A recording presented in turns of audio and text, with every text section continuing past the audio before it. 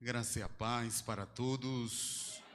Bem, muito bom estar com os irmãos, muito bom ter essa oportunidade, muito bom sentir a presença de Deus aqui, enquanto louvávamos, estava ali todo arrepiado ali, emocionado e sentindo a presença de Deus. Isso é muito importante. Agradeço a Deus pela oportunidade, pastor Felipe, que é muito bondoso em abrir esse espaço para estarmos aqui. Dentre tantas tentativas, nós nem sempre podemos estar com os irmãos, estamos em alguns lugares, pregando, louvando o nome do Senhor, mas hoje Deus permitiu chegarmos aqui para falarmos algo da parte de Deus. Então, eu convido a todos para nós lermos um texto da Bíblia, que se encontra a carta do apóstolo Paulo aos Filipenses. Carta do apóstolo Paulo aos Filipenses, capítulo de número 3, versículo de número 12. Tradução da minha Bíblia, a tradução King James, ela pode ser diferente da sua, mas tem o mesmo significado. Filipenses capítulo 3, versículo 12, e vai dizer assim a palavra do Senhor: não que eu haja ou que eu tenha alcançado tudo isso, ou seja, perfeito. Entretanto, vou caminhando, buscando alcançar aquilo para que também fui alcançado por Cristo Jesus. Irmãos, não penso que eu mesmo já tenha conquistado, mas tomo a seguinte atitude: esquecendo-me das coisas que para trás ficam e avançando para as que estão diante de mim, apresso-me em direção ao alvo, a fim de ganhar o prêmio da vocação celestial de Deus em Cristo Jesus. Amém. Muito bem. Esse texto aqui, que acabamos de compartilhar com os irmãos, ele trata de um dos momentos em que o apóstolo Paulo, ele está direcionando esta carta para uma igreja. É interessante quando estamos refletindo sobre a maneira como Paulo, aquele apóstolo, aquele pastor, ele conversava, ele doutrinava a igreja naquele período.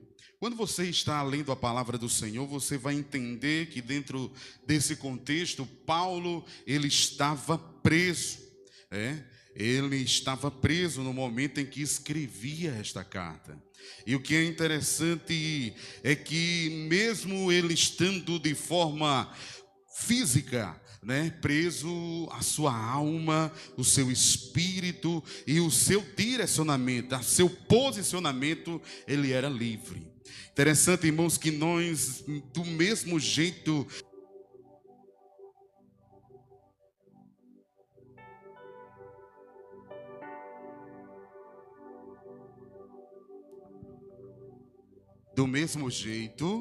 que o apóstolo Paulo, nós também passamos por situações e circunstâncias que acabam prendendo a nossa vida.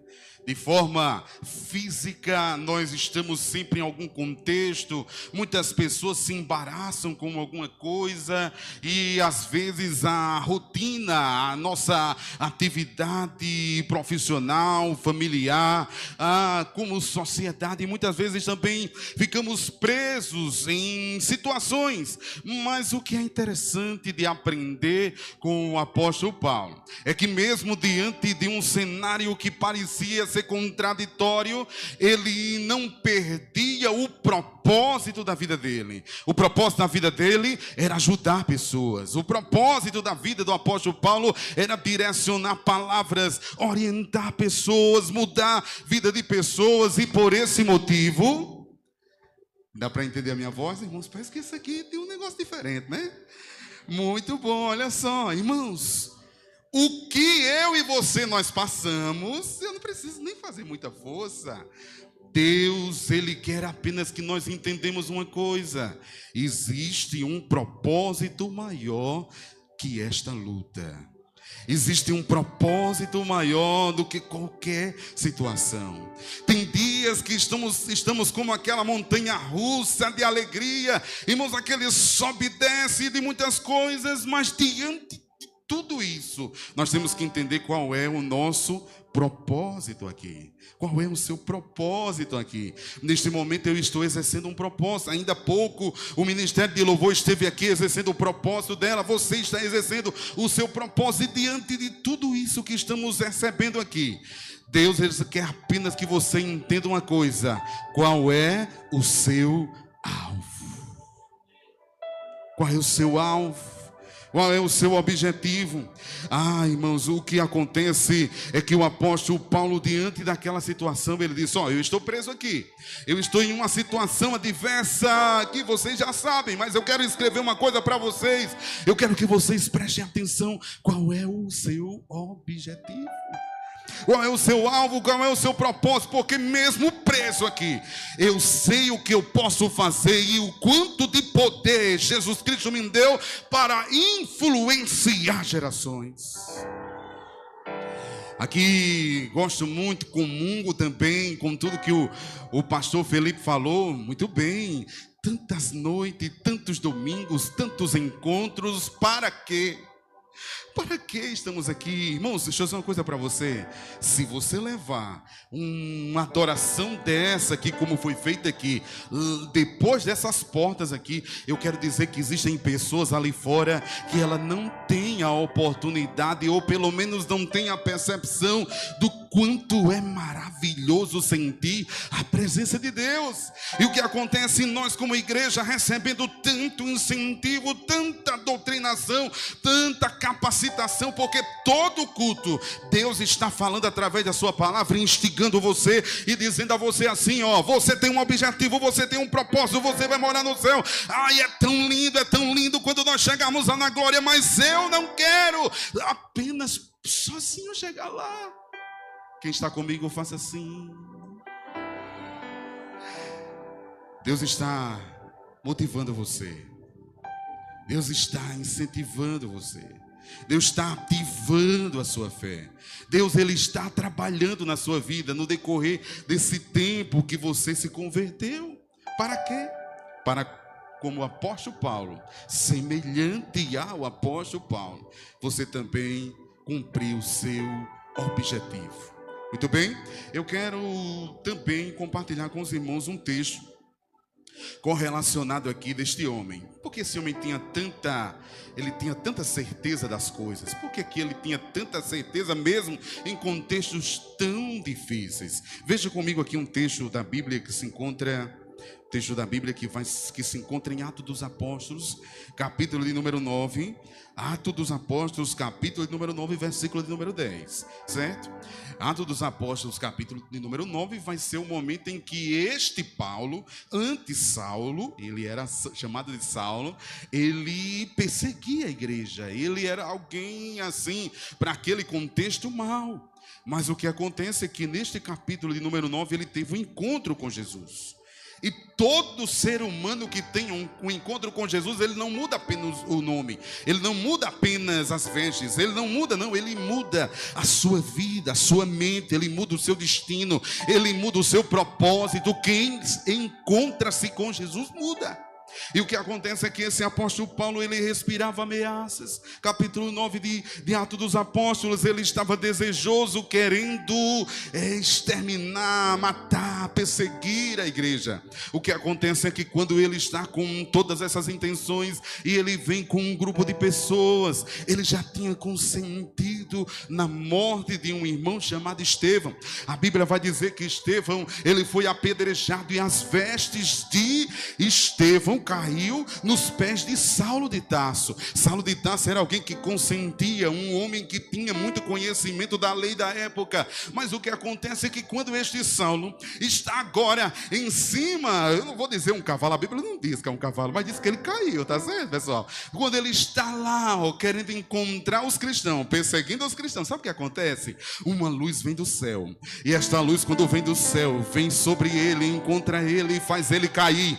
E quando esta luz cai sobre a vida de Saulo, esta luz fala com ele e diz: Saulo, Saulo, por que me persegues? Ele diz: quem és tu, Senhor? Eu não estou te perseguindo. Ele diz: olha, no dia em que você perseguiu a igreja, você também me perseguia.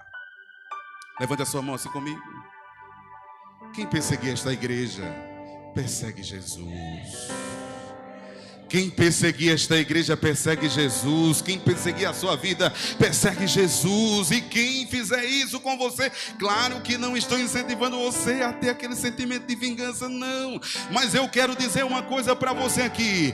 Vai dormir tranquilo, dorme tranquilo, porque existe um Deus que está cuidando de você, está cuidando da sua família. E não existe nenhuma obra contrária, nenhuma maldição para os que estão em Cristo Jesus, que andam segundo a sua palavra. E aqui eu estou diante desta igreja. Muito bem. Já trouxe a introdução de como Saulo se converteu. Mas o que acontece é que Saulo ficou como que cego.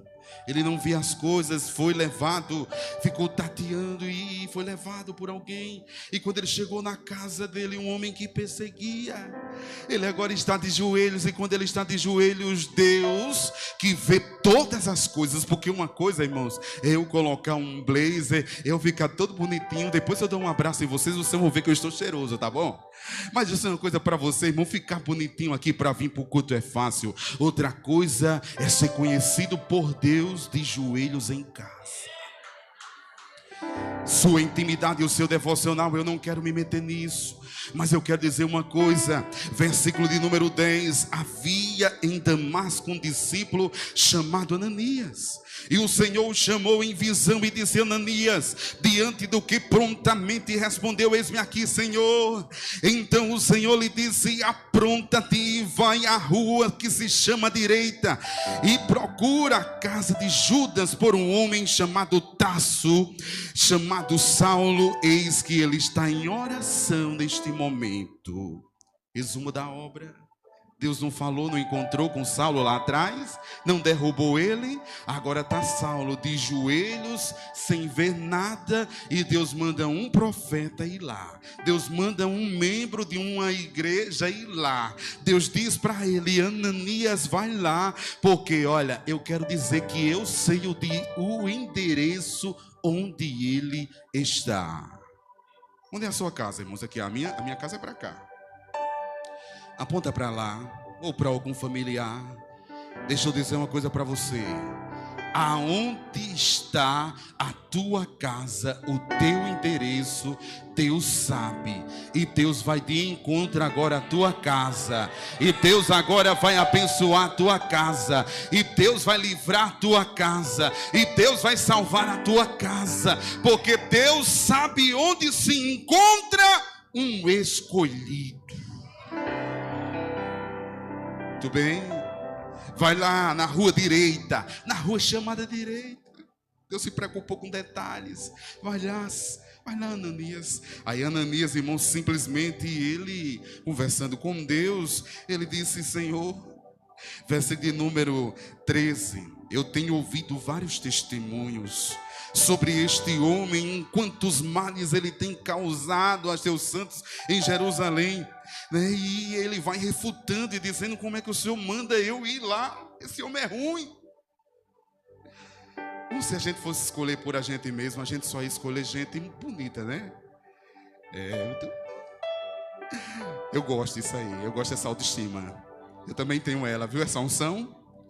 Eu tenho essa unção da autoestima também, irmãos. Aqui acolá alguém quer depreciar a gente, né, pastor?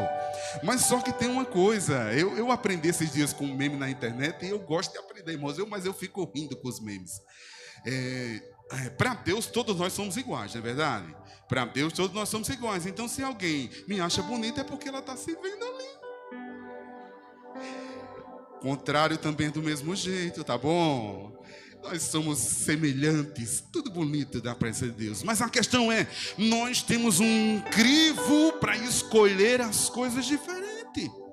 Deus escolheu este homem e era um homem perigosíssimo daquela época. Mas olha só, quando Ananias, o irmão da igreja, foi enviado para ir até a rua Direita, no endereço que Deus mandara para ele, quando ele foi direcionado assim, ele refutou: esse homem é um homem mau.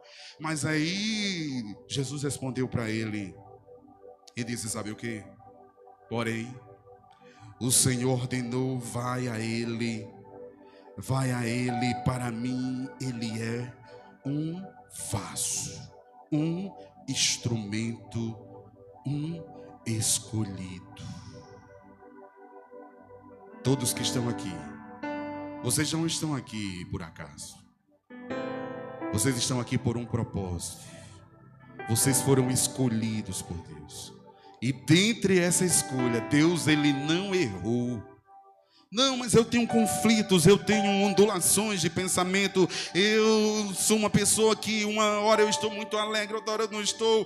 Deixa eu dizer uma coisa para você. Se você não sabia, você é um ser humano. E isso faz parte de ser um ser humano. Nós temos inconstâncias e isso é normal. Agora tem uma coisa, não se permita desistir. Por isso não se permita desistir. Porque outros homens mais fracos que eu e que você foram escolhidos por Deus e mudaram uma geração, mudaram uma nação, mudaram um contexto. E aí eu quero dizer uma coisa para você aqui: o fato de você entender que foi escolhido por Deus vai mudar tudo. Muito bem, compartilhando mais um texto aqui com vocês. Atos dos Apóstolos, capítulo 3, versículo de número 2. Atos dos Apóstolos, capítulo 13, versículo de número 2.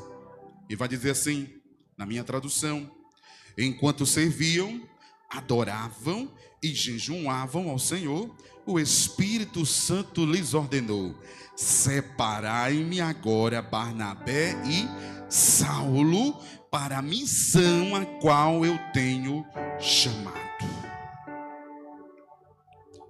O que fazemos aqui?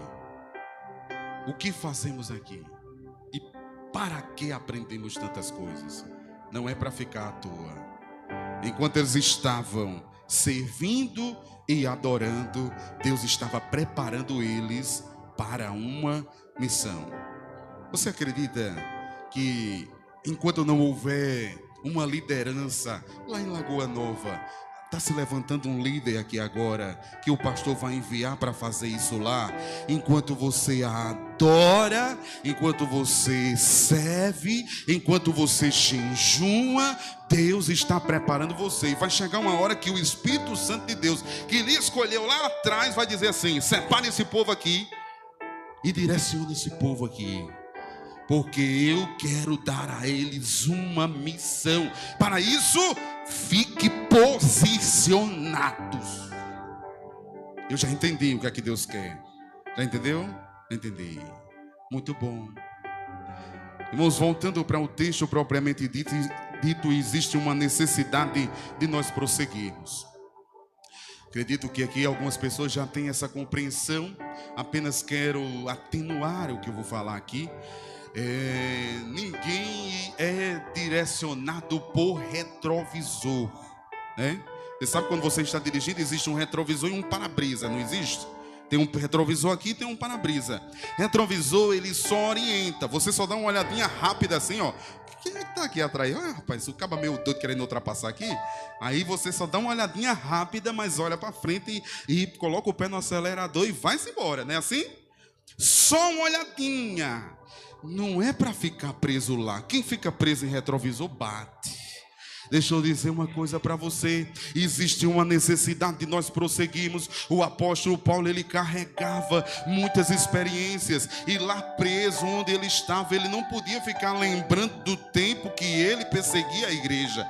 Ele não era para ficar lembrando do tempo em que ele consentia na morte de cristão. Não era esse o pensamento que o apóstolo Paulo tinha que ficar. O pensamento que ele tinha era de avançar, era de prosseguir, era de ir para frente, dar uma certa vontade de olhar lá para trás e dizer assim: que nada, eu não vou mais para aquela igreja, eu estou com vontade de desistir, estou com vontade, estou com vergonha, pastor Felipe, de lhe dizer, mas todo dia esse desafio, esse negócio de ir para a igreja, dá uma vontadezinha de eu voltar. Esses dias teve lá na cidade de Lagoa Nova uma festividade, veio uma cantora sertaneja, e irmãos, deixa eu dizer uma coisa para você, eu vi tanta gente ali, irmãos, deixa eu dizer uma coisa para você, Eu acredito que aquela pessoa ainda não entendeu o chamado e o propósito dela. Não quero dizer que não quero condenar ninguém. Eu só quero dizer uma coisa: se Deus está dizendo para você, avance para frente. Não é olhar de retrovisor, é olhar de para-brisa. Existe uma necessidade.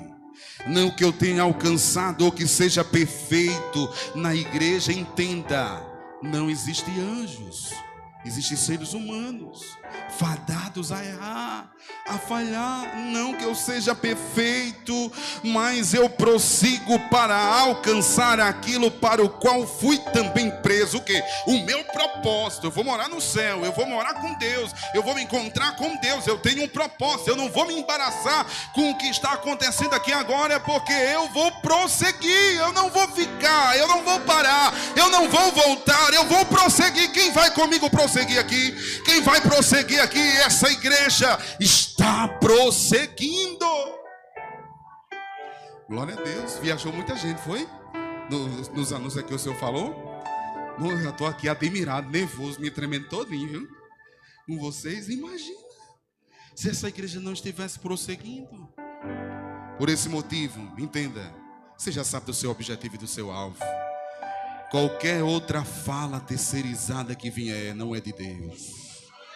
Qualquer coisa para tentar parar a caminhada desta igreja não é de Deus. Qualquer outro comentário que fizer para esta igreja não é de Deus, porque você tem que prosseguir. Diga comigo assim, irmãos. Eu gostei, irmãos. Diga assim: eu estou prosseguindo. Muito bom. Deixa eu dizer uma coisa para você aqui. Interessante que existe um alvo e um objetivo. E dentre esses objetivos, com certeza apareceu muita coisa para tirar o apóstolo Paulo do foco, como também aparece para vocês. Quem é jovem aqui, não só jovem, mas eu estou aqui pontuando, direcionando, sempre aparece algumas coisas diferente, alguns convites diferentes, alguns relacionamentos, e aqui eu não vou a fundo sobre isso, mas existem também relacionamentos, existem coisas que tentam tirar o seu foco, tentam tirar você daqui, tentam embaraçar o seu alvo e o seu objetivo. E se tem uma coisa que mexe com as pessoas, é sentimento, irmãos. Sentimento é complicado. É por isso que eu não quero dizer que também sou o poço da maturidade e do equilíbrio emocional. Nem tem dia que a gente tá bem, né, pessoal? Tem dia? Venha para cá, pode vir que você fica brigando sozinho. Mas tem dia que se a pessoa disser tanto assim, irmãos, sai daqui, sai perto de mim, não é assim? Alguém já escutou eu falando isso? Eu carrego, depois eu mostro para vocês, um saco chamado saco da besteira.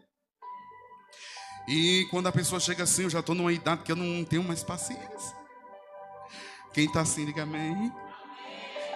Ixi, tem muita gente assim, né?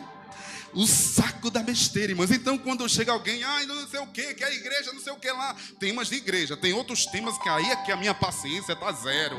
Mas temas de igreja, porque isso, por isso, eu fico, meu Deus, vou enchendo o saco da besteira, vou enchendo, dando desconto. Mas tem um dia que o saco está cheio, e quando vem assim, o vento bate em mim, outro vento. Não deixe isso tirar você e tirar seu foco. Eu vou perder tempo com besteira, irmão. Eu estou economizando energia. A bateria às vezes está bem viciada. A bateria vital da minha vida eu vou perder com tanto propósito, com tanto objetivo. Vou abrir ponto de pregação. Eu vou ganhar corajosos para Jesus. Eu tenho tanta coisa. Eu quero ganhar minha família. Eu quero ganhar minha casa. Eu quero ganhar essa cidade. Eu vou perder tempo com besteira. Não faça isso não. Tem muita coisa para você realizar. Existe um alvo. O apóstolo Paulo vai dizer, verso de número 14, do capítulo 3 de Filipenses: prossigo para o alvo pelo prêmio da soberana vocação de Deus em Cristo Jesus. O alvo é o chamado de Deus na sua vida. Então não perca. Não perca. Estou olhando aqui. Você está olhando para onde? Jesus, autor e consumador da minha fé. Mas fulaninho está dizendo uma coisa. Não importa. Não importa, eu não quero saber disso aqui. É para ajudar? É para ajudar? Uma vez, irmãos, eu posso compartilhar isso aqui com vocês? Tudo bem, quem está em casa está me assistindo também? Presta atenção. Se não for para ele, é para você, tá bom? Olha, assim. Uma vez uma pessoa me colocou num grupo de WhatsApp e eu achei interessante a audácia. Vocês já viram esse meme aí? Que audácia, né? Fiz a passagem ligeira desse grupo. Sabe o que aconteceu? Pegaram e me colocaram num grupo e disseram: nós agora iremos comentar. Irmãos, é um dos trabalhos mais difíceis que eu acho, assim, de compreender. É comentaristas, sabe? Comentarista. Tem comentarista que nunca foi jogador de futebol, mas comenta. Tem comentarista que nunca foi nada e comenta. Irmãos, e me colocaram nesse grupo. Eu digo, colocaram o homem bomba aqui dentro. Quando colocaram lá, disse: nós vamos comentar sobre a administração A, B e C de fulano de tal. Eu digo, opa, você, olha, eu quero dizer para você que o meu nome é Chau, mas antes de eu dar o tchau, você nunca mais vai fazer isso comigo. Você me colocou no grupo errado, cara. Porque eu não tenho meias palavras. Eu vou para a pessoa, eu digo para a pessoa. A minha insatisfação, eu vou até a pessoa. Às vezes a gente vai bem educadinho, né, irmão? Bem bonitinho, engomadinho. E às vezes a gente vai bravo. Mas eu vou para a pessoa. Se você tiver qualquer coisa com qualquer pessoa... Vocês acreditam que quando eu cheguei aqui, o direcionamento de Deus no meu coração é que haverá uma multiplicação muito grande nessa igreja? Mas o direcionamento, irmãos, na mesma hora eu fiquei, meu Deus, que multiplicação, eu estou vendo gente. Mas a questão é, sempre quando há multiplicação, há também que ter contenções de problemas. Está preparado, pastor? Onde tiver grupo aí vai ser cortado, viu?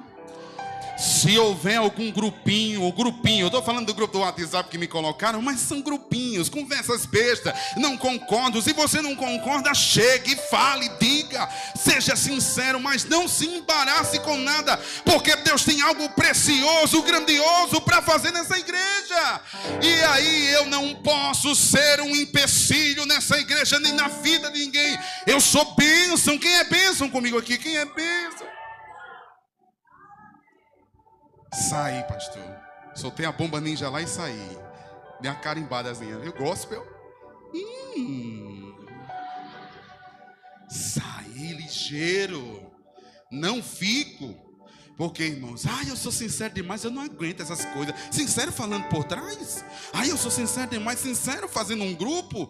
Que sinceridade é essa? Não existe isso, irmão. E aqui eu já mudo o tom, tá certo? Que eu já falei, já entreguei, já disse. Você está sendo orientado pelo Espírito Santo para a sua saúde espiritual. Se você de fato tem um alvo e um objetivo, isso não faz parte da sua vida. Graças a Deus. Já terminando agora, entenda uma coisa, versículo de número 16 diz o seguinte. Versículo de número 16: contudo, caminhamos na medida da perfeição que já atingimos. Caminhamos na medida da perfeição que já atingimos. Presta atenção, o apóstolo Paulo disse antes que não era perfeito. Beleza? Não era. Mas ele disse que caminhava na perfeição. Em uma outra tradução, dentro da experiência. Cada um de nós temos uma experiência. E nós caminhamos segundo aquela experiência. E aqui eu vou dizer o que a minha versão diz. A minha versão fala sobre maturidade. Cada um de vocês, entrando e saindo, nós temos sempre uma perspectiva, uma noção de como é a nossa vida. E aí você está mais ou menos maduro na vida, como um servo de Deus, espiritualmente falando. O apóstolo Paulo, ele vai orientar e vai dizer que existem exemplos piedosos, e estes exemplos piedosos, eles têm que andar na medida da perfeição que já atingiu. Quem era você há um ano atrás? Quem é você hoje? Melhor? Pior? Irmãos, tem gente que piora. Eu conheço. Mas tem gente que melhora. Melhora tudo. Tudo na vida. O sentido da vida. O propósito da vida. E aqui cabe uma coisa interessante dentro da maturidade. Eu aprendi esses dias. Não são os anos que fazem uma pessoa ser madura. Quem compreendeu, diga amém. Eu tenho, não vou dizer quantos anos, carinha de 20, né? Tá vendo o silêncio do povo é porque eles concordam comigo, não é verdade? Muito bom, deixa eu dizer a vocês. Não são os anos, mas muitas vezes são os danos em uma vida que faz ele amadurecer. Tem gente com uma idade bem, parece Matusalém, mas não mudou nada. Matusalém foi o homem mais velho da Bíblia. Dá para entender? Zero mudança. Mas aí tem gente que passou por um processo ano passado. E esse processo que passou, a Bíblia diz que todas as coisas cooperam para o bem daqueles que amam a Deus, que são direcionados, vocacionados pelo propósito de Deus. O que passou o ano passado, irmãos, foi um negócio tão sério, tão difícil, tão problemático. Extraiu de dentro desse ser uma sabedoria, uma graça, uma maturidade tão grande, porque Deus, ele tem os seus modos e os seus jeitos de fazer você compreender de que maneira, de que modelo você tem que estar. Por isso, o fato de você estar passando pelo que está passando, digam assim comigo, Deus. Diga assim mais uma vez. Homens e mulheres, eu ouvi só os homens. Toda vez que os homens vão falar, os homens são mais fracos, né? Homens e mulheres, diga assim, Deus está moldando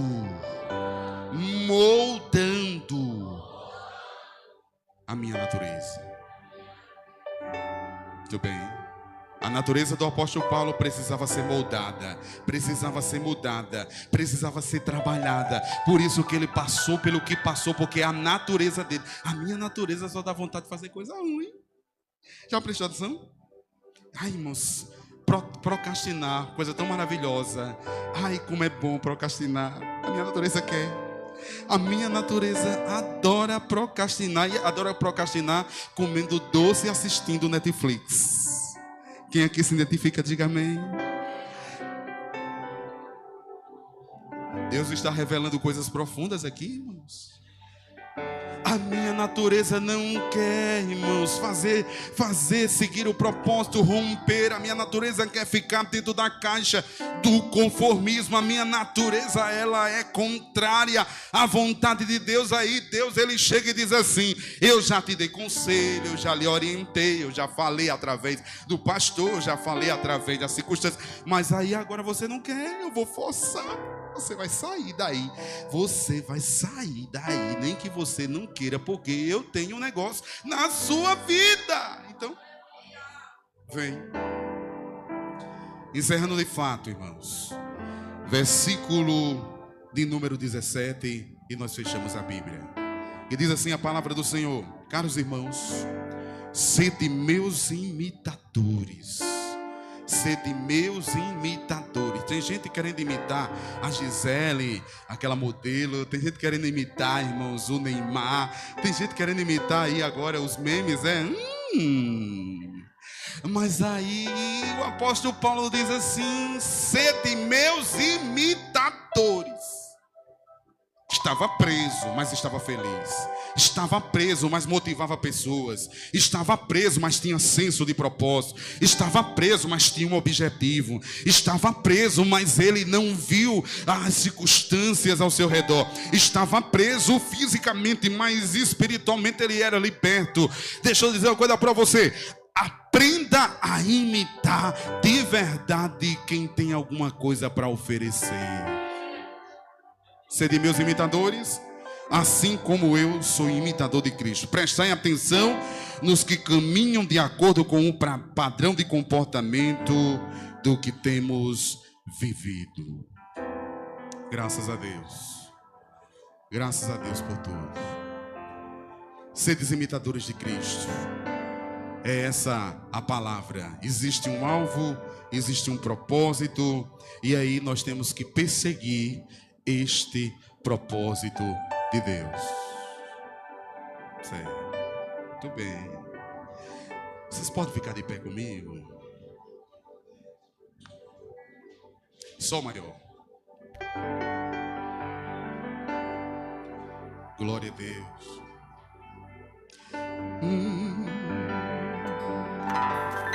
Vamos à cantora. O fogo não me queima, nas águas não vou afundar, pois estás comigo, não estou sozinho, eu estou guardado no esconderijo, não estou sozinho, tu estás comigo. Assim, ó. Teme porque se eu estou guardado por quem nunca perdeu batalha, seu nome é Jeová Jireh, irás prover de novo, eu creio em ti. Haja o que houver, venha o que vier, irás prover de novo, eu creio em ti. Eu não vivo do que vejo, mas vivo do que creio, irás prover de novo, eu creio em ti. Assim, ó. As tempestades e o vento forte não vão roubar a minha fé em ti, meu Deus. As tempestades e o vento forte não vão roubar a minha fé em ti, meu Deus, em ti, meu Deus, em ti, meu Deus.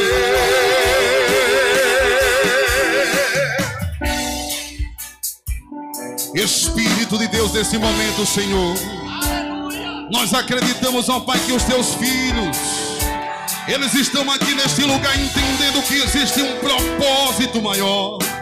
Existe um propósito maior, Senhor. Meu Pai, mesmo que eles estejam presos, ó Pai, em alguma circunstância, a Tua palavra é libertadora. E no momento em que nós pregamos, em que nós falamos a Tua palavra, Senhor Deus, nós libertamos vidas, porque nós somos libertos, nós somos libertos, nós somos libertos, ó Pai. E esta igreja está sendo, meu Deus, direcionada pela Tua palavra, Senhor. Pai, eu quero te pedir que haja uma ativação espiritual aqui, tão grande, ó Pai. Meu Deus, que avive estes jovens, que avive esta igreja, para viver o propósito. A tempestade e o vento forte não vão roubar a minha fé em ti, meu Deus. A tempestade e o vento forte não vão roubar a minha fé.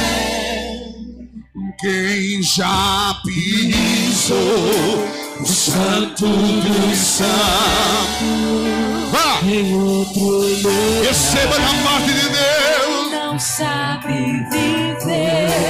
E onde estiver, Clamar pela glória, a glória de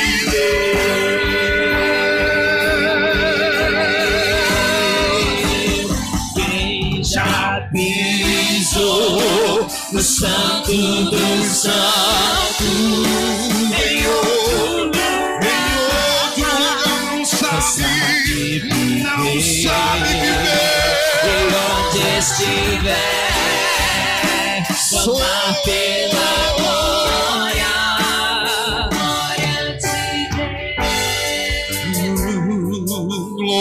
glória, glória, glória, glória, glória.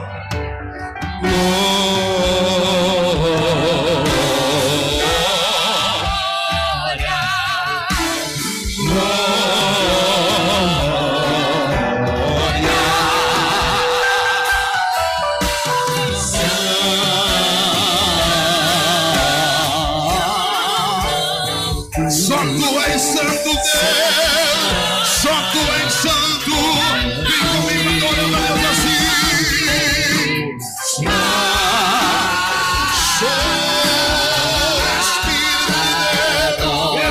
Espírito de Deus.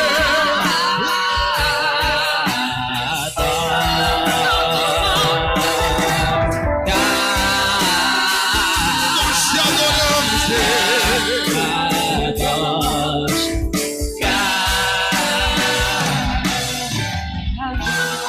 Espírito de Deus, eu sinto a tua presença aqui neste lugar. Senhor Deus, meu Pai, existe um propósito maior, Senhor. Queremos te pedir, meu Deus, que, meu Deus, este Espírito Santo, ó Pai, ainda mais forte aqui neste lugar, sobre as vidas, sobre as vidas, sobre as vidas, sobre as vidas, sobre as vidas, sobre as vidas. Senhor, enche essa vida da tua presença, enche este jovem, enche esse Senhor, enche essa senhora. Vem agora, Senhor, Senhor.